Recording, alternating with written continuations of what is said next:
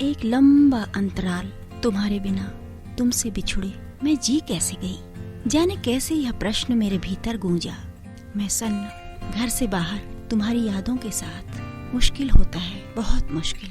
प्रश्न था कि पीछा नहीं छोड़ता था। कम से कम घर के बाहर तो कमजोर नहीं पड़ना चाहती, कमजोर दिखना भी नहीं चाहती। फिर तुम्हारा नाम, तुम्हारी स्मृति, भीतर भीतर तेजी से उभरते फैलते तुम्हारे चित्र, सब जैसे इस दिल लगी में शामिल हो गए। मेरे रुआंसे हो जाने के बाद भी यादों के काफिले को न रुकना था न रुका। उदासी की बाढ़ में डूबने लगी हूँ। कभी कभी मन करता है सब कुछ छोड़ छाड़ कर चल दूं कहीं और, कहीं बहुत बहुत दूर, जहाँ कोई एक पक्षी एक पत्ता तक मुझे जानता न हो, किसी को अपना पता भी न दे जाऊं और कभी लौट कर भी न आऊं। इस सब कुछ से, जिसे हम अपनी दुनिया कहते हैं, जिसे परिवार समाज देश की परिधि में बांधा जा सकता है, इस सब से दूर, बहुत दूर उड़ जाने को दिल करता है। जहाँ बस तुम्हारी यादों से भीगी हवाएं हों, पैरों के नीचे तुम्हारी यादों का नर्म हरियाला गलीचा हो और सर पर आकाश की लाख लाख आंखों से झांकते तुम हो, तुम, बस तुम मेरी सबसे बड़ी शक्ति भी हो और कमजोरी भी। अकेलेपन में तुम्हारी यादों की टीस मथती है तो अपना जीवन कितना कितना कष्टप्रद, निरानंद और हास्यास्पद लगने लगता है। इस हास्यास्पद पर हंस तो नहीं पाई कभी, लेकिन रोई बहुत बहुत हूँ। और सच कहूँ, कुछ आदत सी पड़ गई है, जैसे रोज आंखें धोकर सुलाती है तुम्हारी स्मृति। परंतु कितनी कितनी बार यह भी तो अनुभूति हुई कि मैं रेत से जूझ रही हूँ, केवल रेत से। इसका हासिल क्या होगा? बंजर, उजाड़, छिन्न भिन्न, क्षत विक्षत जीवन, जैसे खत्म हो चुके जलसे का खामोश स्तब्ध शामियाना, न होने में न ही न होने में। जिसका होना क्या न होना क्या, जिसका होना जल्दी से जल्दी न होने में बदला जाना चाहिए। जीवन की अविराम सहज गति खो जाती है। मैं अपनी गुमशुदा पहचान ढूंढती हूँ, पुरानी डायरियों में, कैलेंडरों में, एल्बमों में, किताबों में, यहाँ तक कि पोंछा बना दिए गए कपड़ों तक में, वहाँ जहाँ तक यादों का एक पग भी पड़ पाता हो। घड़ी की सुइयों और कैलेंडर के पन्नों की गति तुम्हारी छवि को जरा भी नहीं धुंधला पाए। घर में होती हूँ तो तुम हर सांस में होते हो, हर धड़कन में होते हो। बल्कि सच तो यह है कि तुम सांसों में, धड़कनों में होते हो तो मकान घर बन जाता है, वरना कैसा घर किसका घर। लेकिन जब बाहर निकलना होता है तो तुम्हारी स्मृतियों को घर में दुधमुहे बच्चे की तरह बहला फुसला सुला कर जाना होता है। ऐसा न करूं तो तुम्हारी शरारतों से मेरी सारी दिनचर्या उलट पुलट हो जाए। बस ऐसा मंत्र बांध जाती हूँ कि तुम्हारी यादें ताले में बंद होती हैं, तो फिर लौटने पर ताला खोलकर ही मेरी गोद में सवार हो पाती हैं। लेकिन आज हर दिन एक सा तो नहीं हो सकता ना। अपने आप को संभालने का हर संभव प्रयास करती हूँ। चाहती हूँ कि वे मीठे मधुर पल ही पास आएं, जिन्हें याद करते हुए आंसू न आ जाएं। घर से बाहर तमाशा बनने का कितना बड़ा डर रहता है। तभी तो सूनी दीवारों को भी घर जैसा प्यारा नाम दे पाती हूँ। वहाँ खुलकर रो सकती हूँ, और कहीं तो नहीं ना। जाओ सौरभ, मैं आंचल में नाखून गड़ाती हूँ, भीतर कसक दर कसक। क्यों याद आए तुम घर से बाहर? क्यों मेरी हिदायतों के बावजूद क्यों नियम तोड़ा? मेरे भीतर की टीचर छड़ी फटकारने लगती है। किसकी शरारत है? जल्दी बताओ, वरना सजा बढ़ती चली जाएगी। जितनी अधिक देर उतनी अधिक सजा। बताओ किसकी शरारत है? एक झटके से बस रुकती है। सामने की सीट पर बैठा यात्री अपना ब्रीफकेस थामे नीचे उतरता है और वह टीचर, उसके हाथ से छड़ी गिर जाती है।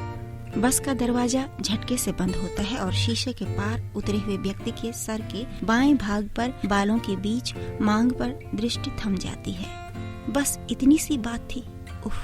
ऊंचे मस्तक के ऊपर काले रेशमी बालों के बीच बाईं कनपट्टी पर ठीक उसी तरह मांग निकली थी, वैसी ही एक एक बाल व्यवस्थित, अनुशासित, जैसे कि स्केल से खींची गई सरल रेखा हो।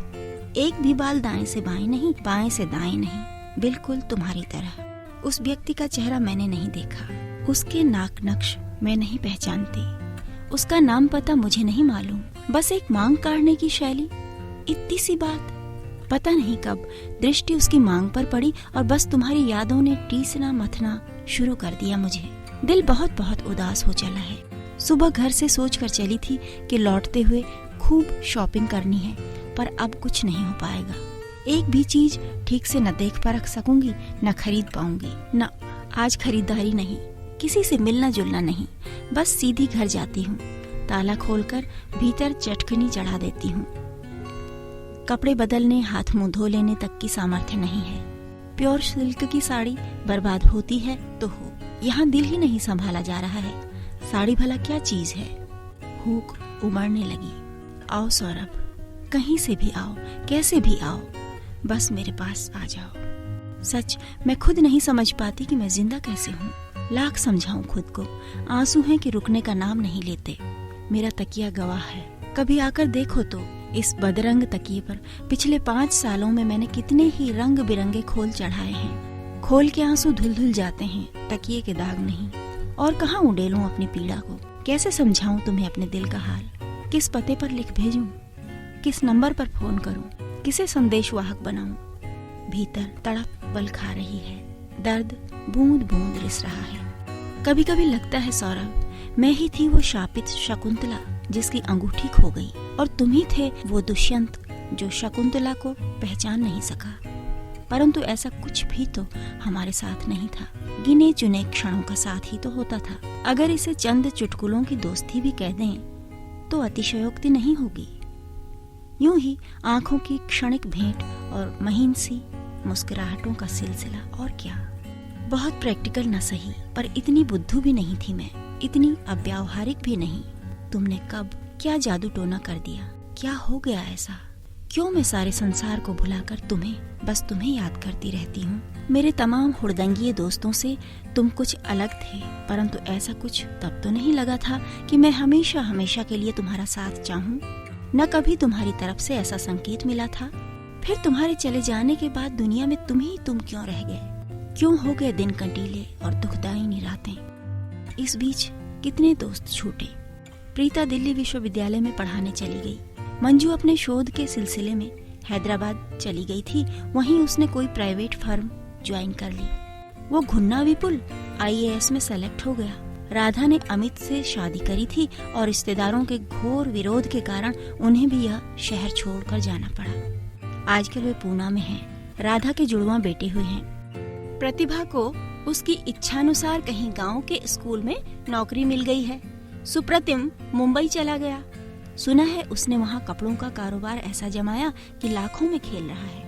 अपनी अपनी परिस्थितियों के अनुसार सभी कुछ न कुछ बदले तो हैं, पर स्नेह का वो ताल जरा भी नहीं घटा, थोड़ा भी नहीं गंदलाया। कभी कभार सभी याद आते हैं, थोड़ा बहुत, खास तौर से तब जब मैं छुट्टी के दिन गमलों की गुड़ाई सिंचाई करती हूँ। मेरे कानों में दोस्तों की खिलखिलाहटें गूंज रही होती हैं। मेरे गमलों में खूब फूल खिला करते हैं। खाद पानी के अलावा उन यादों का नेह रस भी उन्हें मिल जाता होगा। लेकिन तुम सबसे अलग अलग से तो तुम बचपन से ही थे, और तुम मानो न मानो इस बात का थोड़ा सा अहंकार भी था तुम में, सुपीरियरिटी कॉम्प्लेक्स। लेकिन आमतौर पर तुम उस अहंकार को ढांपे सा रखते। बुकवर्म नाम दिया गया था तुम्हें, और तुम इस नाम से कभी चिढ़े भी नहीं। जब जयशंकर प्रसाद, महादेवी वर्मा, पंत और निराला हमारे पसीने छुड़ा रहे होते, तब तुम Shelley, Keats, Shakespeare, Gorky, Chekhov, Turgenev, Tolstoy, Dostoevsky, Freud, Marx, Kalidas, J Krishnamurti और ओशो तक को चाट चुके होते। न अपच न अजीर्ण। जहाँ एक ओर होती हम सब की तरल सरल हास्य लहरें, दूसरी ओर तुम्हारी जटिल उलटवासियाँ। कैसे सोचा जा सकता था तब कि इतने वरिष्ठ और गरिष्ठ बोलने वाले के लिए भी अपनी अबोध भोली भावनाएं यूं बावली हो जाएंगी। आज सूचना केंद्र जाना है। कल स्कूल में जो कार्यक्रम हुआ था उसकी सारी जिम्मेदारी अकेले मेरे कंधों पर थी। सारे अखबार देखने हैं, किसने कैसा महत्व दिया है। स्कूल से यथाशीघ्र निकलने की कोशिश करती हूँ। मैडम रस्तोगी कुछ खास बात करने के लिए रोकना चाहती हैं तो उन्हें भी टाल जाती हूँ। आज तो मैं खुद ही कुछ खास काम से निकल रही हूँ मैडम। कल सुबह मैं आपके घर आ जाऊंगी, फिर स्कूल साथ साथ आते हुए बातें हो जाएंगी। मैडम रस्तोगी की असहजता को इग्नोर करके चल देती हूँ। लाइब्रेरी के गेट पर बैग जमा करने के लिए हाथ आगे बढ़ाया था कि ठिठक गई। गेट कीपर ने टोकन मेरी ओर बढ़ाया। लेकिन मैं तो तब तक दूसरी ही दुनिया में जा चुकी थी। टोकन लीजिए ना मैडम, उसने कहा तो मुझे होश आया। वैसी ही बादामी आंखें, बिल्कुल तुम्हारे जैसी। शायद मेरा ध्यान न भी जाता अगर उसका चश्मा भी बिल्कुल तुम्हारी तरह न होता। जब तुम्हें पहली बार चश्मा पहने देखा था तुम अच्छे लगे थे। सुनहरी कमानी और सुनहरे फ्रेम का चश्मा, फ्रेम के बीचों बीच चारों ओर एक काली रेखा। यह काली रेखा किस लिए? तब मन ने सोचा था, पर उत्तर की शायद तलाश ही नहीं थी, या फुर्सत नहीं थी, या जरूरत महसूस नहीं हुई थी। आज हो रही है। टोकन लेकर लाइब्रेरी में आकर बैठ गई हूँ। सामने अखबारों का अंबार रखा है, परंतु मन है कि उस काली धारी वाले सुनहरे फ्रेम और उन बादामी आँखों में उलझ कर रह गया है। यह गेटकीपर शायद नया आया है, पहले तो कभी इसे देखा नहीं। भला इसकी बादामी आँखों को चश्मे की क्या जरूरत? तुम्हारी तरह किताबी कीड़ा तो यह हो नहीं सकता। कितनी अजीब बात है कि बिल्कुल वैसी ही बादामी आँखें और वैसा ही सुनहरा चश्मा। इसे और कोई चश्मा नहीं भाया कि तुम्हारी आँखें पूरा का पूरा मन घेरे बैठी है। कैसे अखबार देखूं? आज वह प्रश्न उत्तर मांग रहा है। भला सुनहरे फ्रेम के बीच यह काली रेखा क्यों? शायद उन बादामी आँखों की कोमल ज्योति को रेखांकित करने के लिए। वाह, अपनी पीठ ठोकने का मन हो रहा है। सच मन बाग बाग हो उठा। अखबारों का ढेर बिना देखे ही एक और ठेल दिया है। गेट पर आंखें भर कर गेटकीपर का चश्मा देखती हूँ। टोकन देने और अपना बैग लेने भर कुछ समय मैं पलक नहीं झपकाती। सुनहरी कमानी की उस काली धारी को देखती रहती हूँ, वो जो बिल्कुल तुम्हारे चश्मे जैसी है। गेटकीपर बेचारा, उसे क्या पता कि आज उसकी आंखें कितनी कीमती हो गई हैं। अब इस लाइब्रेरी में आना जाना बढ़ाऊंगी। जब यह गेटकीपर होगा तो इससे यूं ही बेमतलब बातें करूंगी और इस बहाने से इसका चश्मा देखती रहूंगी। बातों का क्या, कुछ भी कर लो। मौसम कितना गर्म है, उफ कितनी ठंड पड़ रही है। बरसात ने नाक में दम कर रखा है। आजकल बिजली ने आफत मचाई है। कहाँ के रहने वाले हो भैया? यहाँ पोस्टिंग कब हुई? कुछ भी बातों का सिलसिला चल ही निकलेगा। अच्छा, अगर मैं इससे इसका चश्मा मांग लूं तो क्या यह दे देगा? किसी भी कीमत पर। मेरा विवेक मुझ पर हंस रहा है। चौकीदार का चश्मा, सौरभ की निशानी।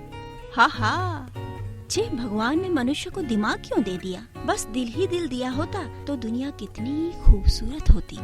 अक्ल ने कितनी गड़बड़ियाँ की हैं। अक्ल न होती तो तुम मुझसे दूर क्यों हो जाते?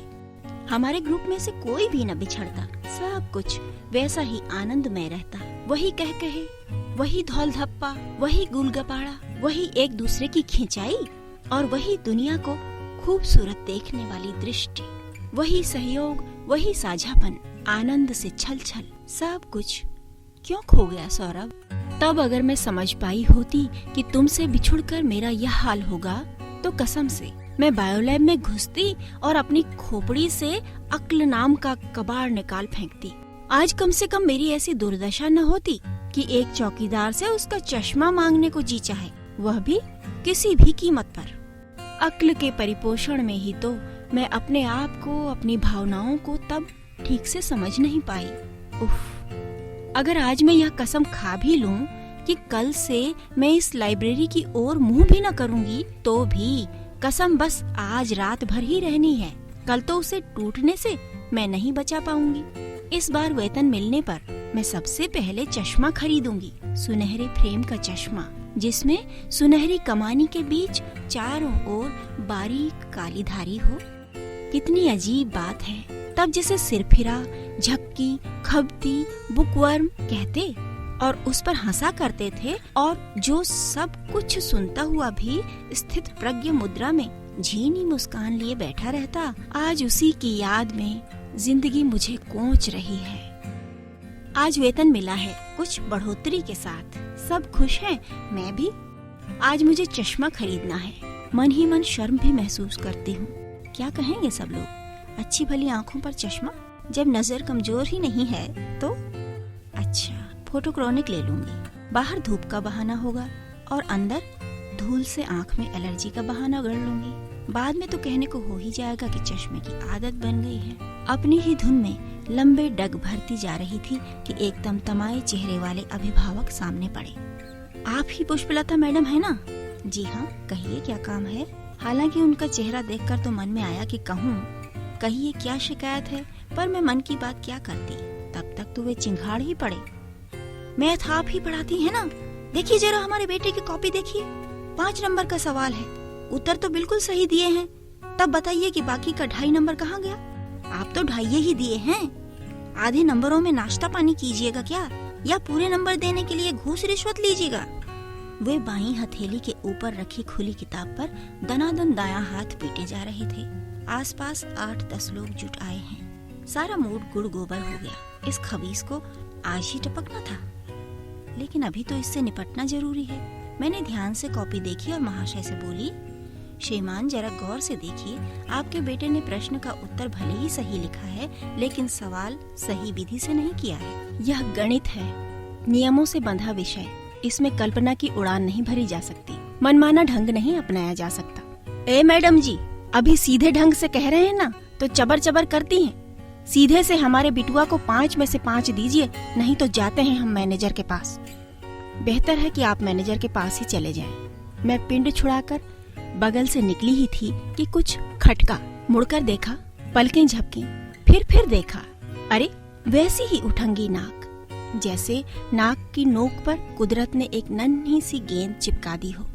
सौरभ, तुम्हें याद है एक बार हम पिकनिक पर गए थे, हम सब गोल घेरा बनाकर बैठे अंत्याक्षरी खेल रहे थे। तुमने दाएं या बाएं गर्दन घुमाई थी और पहली बार मेरा ध्यान तुम्हारी नाक की नोक के उठंगेपन पर अटक गया था। मेरे बगल में विपुल बैठा था। मैंने उसके कान में कहा, देखो जोकर की नाक।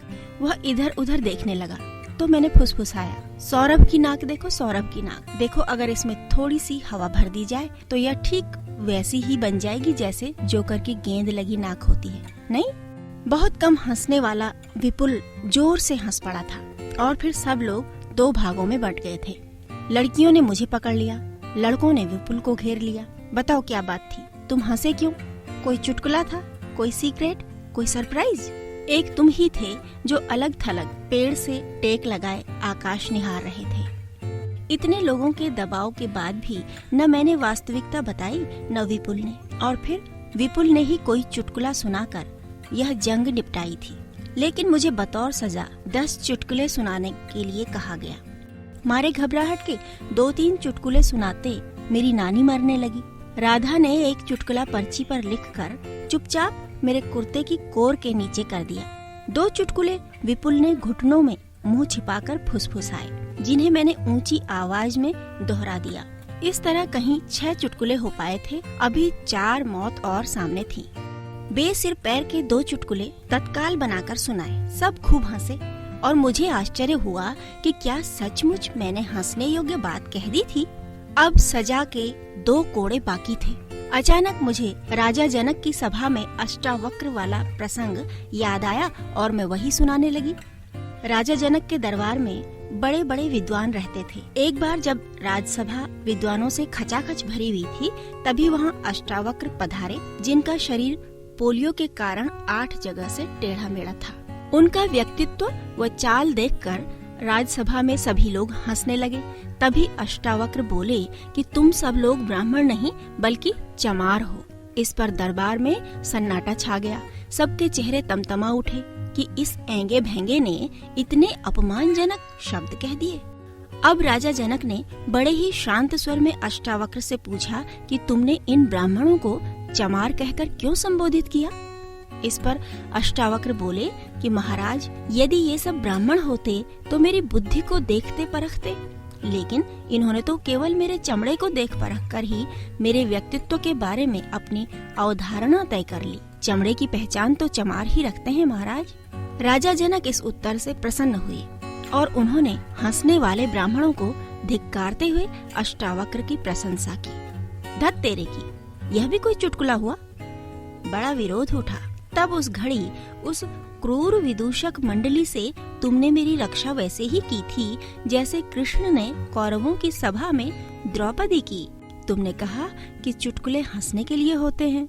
इस अष्टावक्र प्रसंग में तो पूरा राज दरबार हंस रहा है। एक ऐसे व्यक्ति पर जिस पर नहीं हंसना चाहिए या जिस पर हंसी नहीं आ सकती। फिर जब निर्णायक यानी राजा जनक द्वारा वे लोग जो खुद को विद्वान समझते थे गधे घोषित कर दिए गए, तो फिर उन गधों पर तुम क्यों नहीं हंस सकते? बहस में तुम्हें कोई हरा नहीं पाता था, जबकि अनेक बार तुम्हारी बातें बिल्कुल अतार्किक होती थी। तुम जिस तरह धारा प्रवाह बोले, जिस तरह वैभव में विस्तार दिया अपनी बात को, कोई विरोध करे तो कहाँ से करे, कोई और छोर ही हाथ न आता।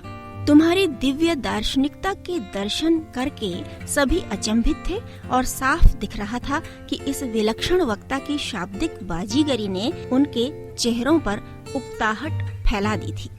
आखिर आधे लोगों ने अष्टावक्र प्रसंग को चुटकुला मान लिया, मात्र बहस से पिंड छुड़ाने के लिए, और इस तरह मेरी सजा 8.5 चुटकुलों में ही पूरी हो गई। मैं मन ही मन दाद देती रही थी तुम्हारी बहस कला की, जिसका ओर न छोर सर न पैर। 10 वाक्य तो ऐसे होते कि जिन्हें हमारी अगली पिछली 7 पुश्तें भी सुनकर उनका अर्थ न बता पाती। शायद ये उठंगी नाक वाले हार को कभी स्वीकार नहीं कर पाते। येन केन प्रकारेण वे खुद को विजयी घोषित करेंगे ही करेंगे। मैं देखती रही बेटे की गणित की कॉपी सहित उन अभिभावक महोदय को मैनेजर के कक्ष की ओर जाते। चाहती तो मैं भी तुरंत उधर ही जा सकती थी, मेरी कोई गलती थी भी नहीं। हमारे मैनेजर सधे विवेक वाले व्यक्ति हैं, मेरा कुछ भी बुरा होने वाला नहीं था। लेकिन तुम्हारी नाक की नोक जो याद आई तो फिर उन महाशय से लड़ने को कतई जी न चाहा। जाने दो, मैंने माफ किया। हो न हो वह सौरभ के दूर पास का कोई रिश्तेदार ही हो। चश्मा खरीदने का अब वैसा जोश नहीं रह गया था। सोचा चलकर कॉपी जांचने का काम ही पहले कर लेना चाहिए। चश्मा फिर कभी सही। सिद्धांतों और अनुशासन के मामले में बड़ी कड़ी है पुष्पलता मैडम, परंतु आज सोच रही हैं कि यह 2.5 नंबर का झगड़ा अगर लंबा खींचा तो 2.5 नंबर मैं उस नाक को दे दूंगी जो मेरे सौरभ की नाक जैसी है। पुष्पलता मैडम अपने सोच पर खुद ही चौंक पड़ती हैं। क्या कहा? मेरे सौरभ जैसी? ये सौरभ तुम्हारा कब से हो गया? कब था? और कहीं होने की कोई संभावना है भी पुष्पलता मैडम?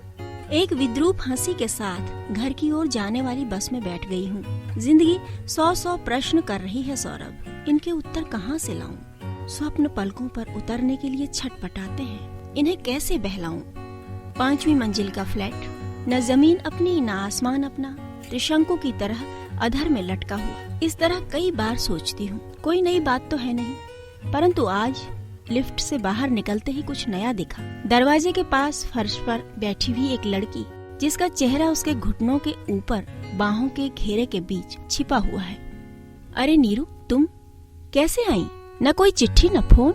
मेरी खुशी आश्चर्य के बीच दब ढक गई है। बैंक का टेस्ट देना है कल, कॉल लेटर ही इतनी देर से मिला।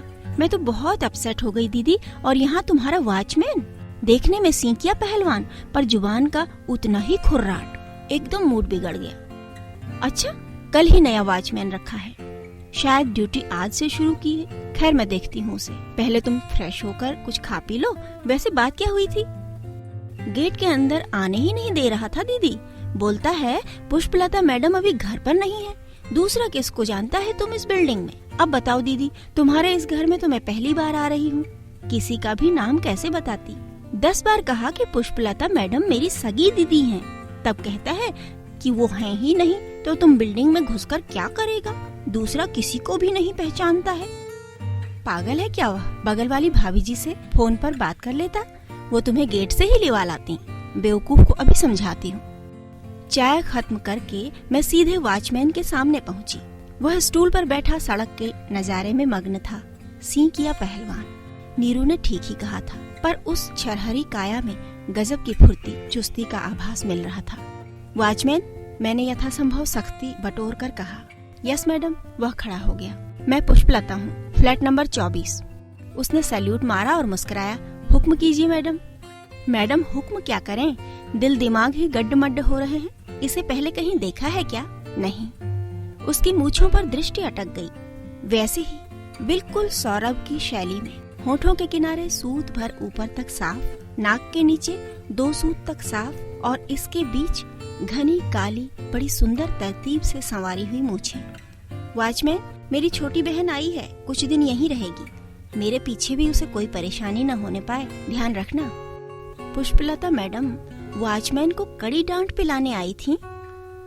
यूं भी भला शिक्षिकाओं को डांट पिलाने में कठिनाई होती है क्या? विद्यार्थियों अपने बच्चे, भाई बहन, पति सभी को डांट खाने का अभ्यस्त बना देती हैं वे, परंतु यह तो कोई डांट नहीं हुई, दुलारने जैसी भाषा।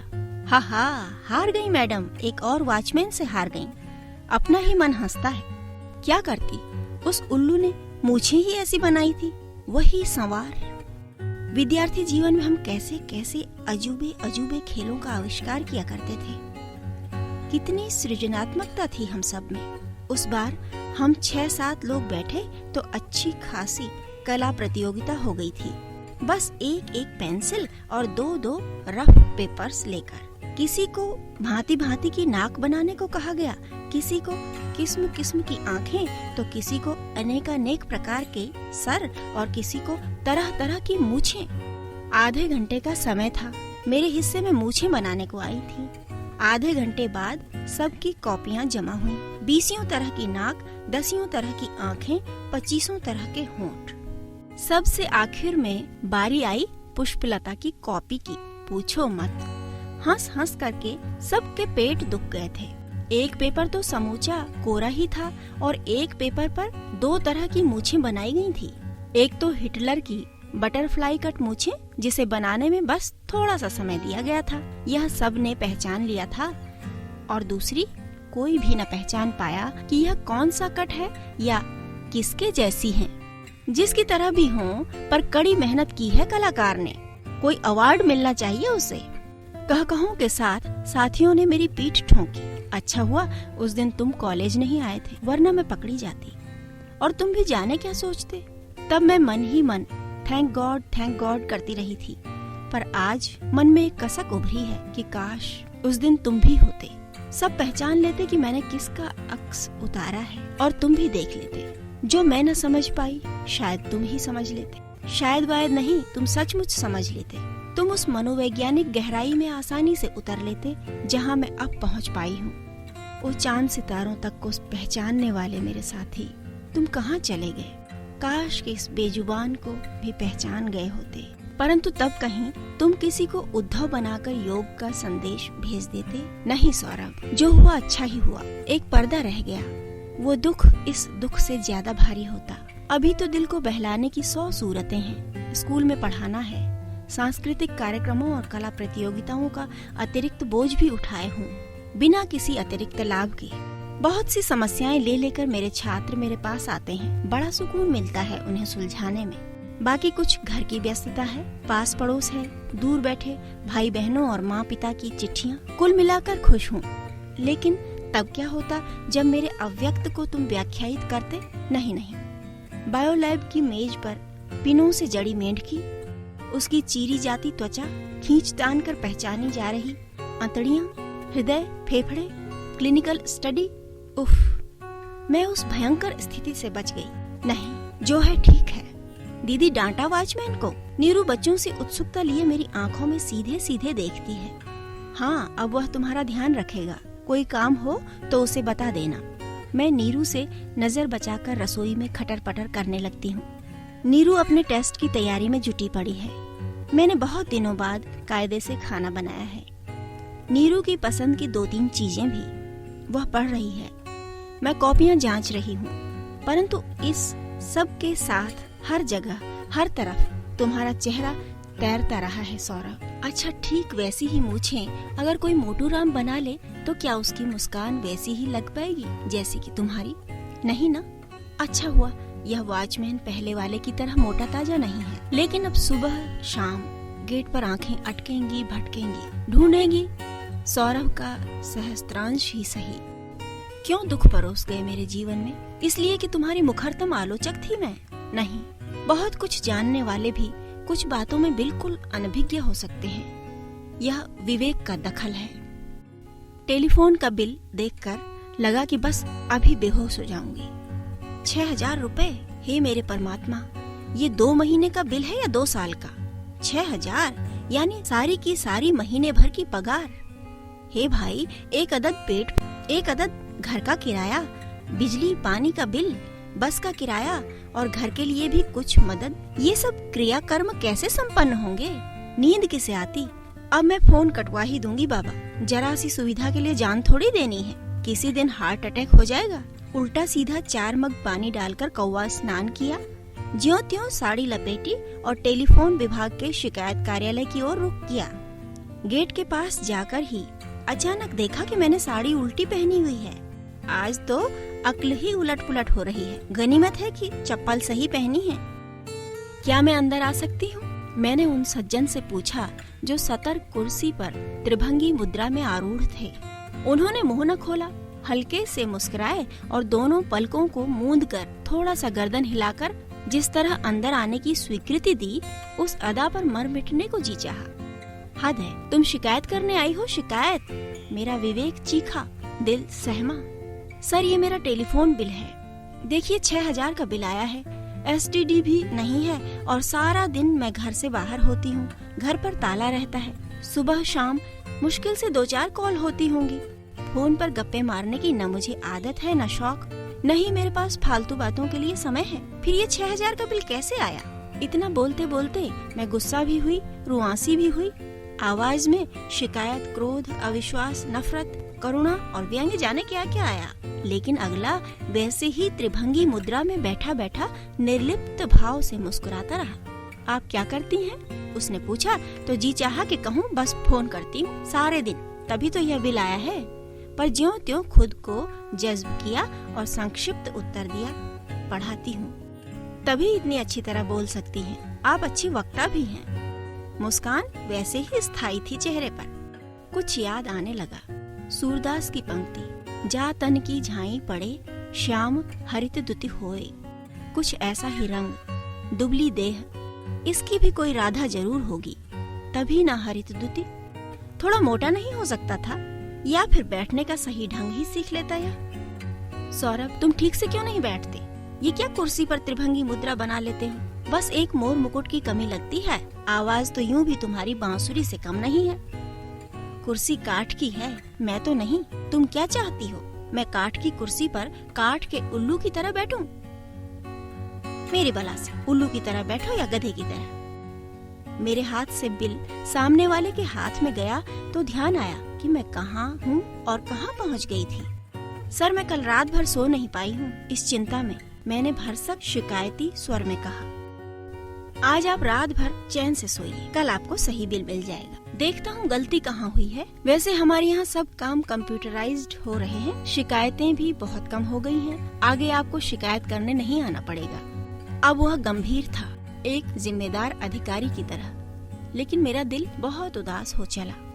अब शिकायत करने नहीं आ पाऊंगी तो फिर वही त्रिभंगी मुद्रा, वही भुवन मोहिनी मुस्कान, वही पलकें झपक कर बुलाने का ढंग कि जैसे आने वाला पास की कुर्सी पर न बैठकर उसकी गोद में जाकर बैठ जाए। वही मनहर भंगिमाएं कैसे देखने को मिलेंगी फिर से?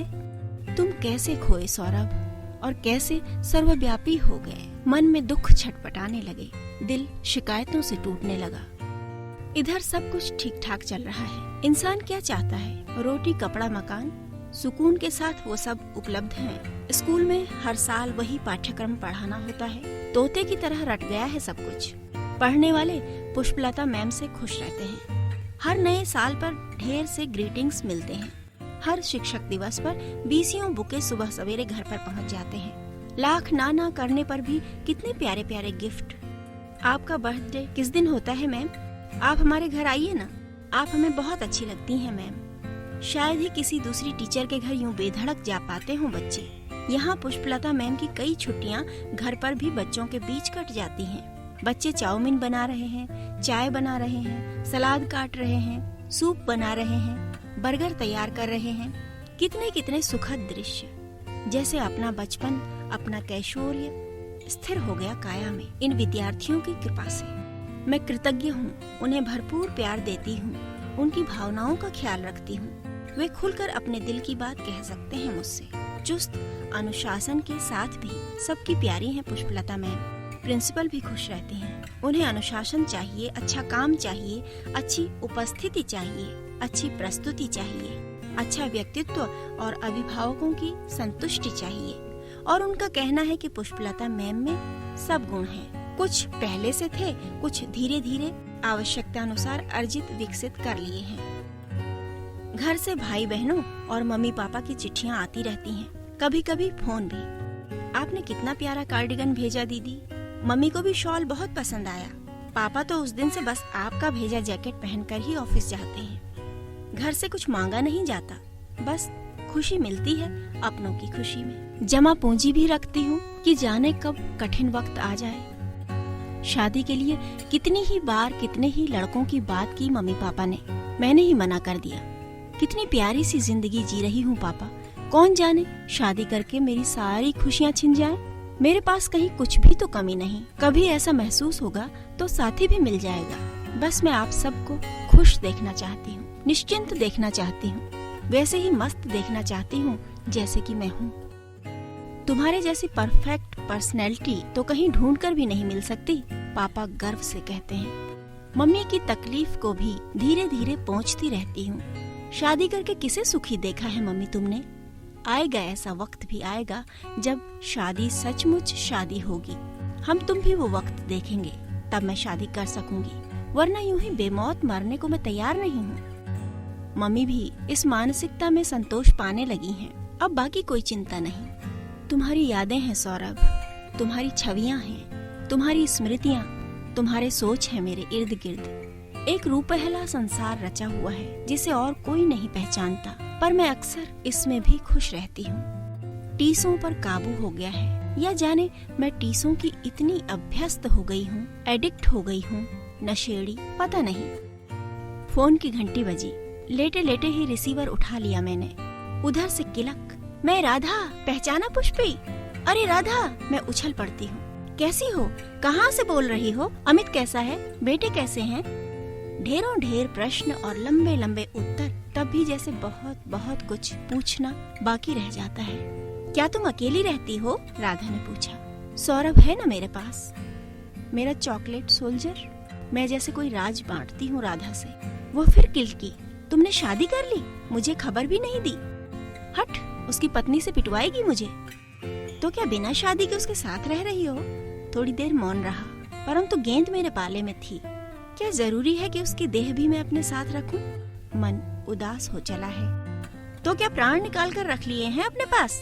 राधा हंसी, और इधर पता नहीं पहले मैं चीखी या पहले मैंने फोन पटका।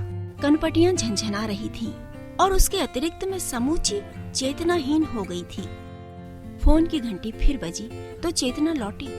सॉरी यार, राधा का स्वर शर्म से डूबा था।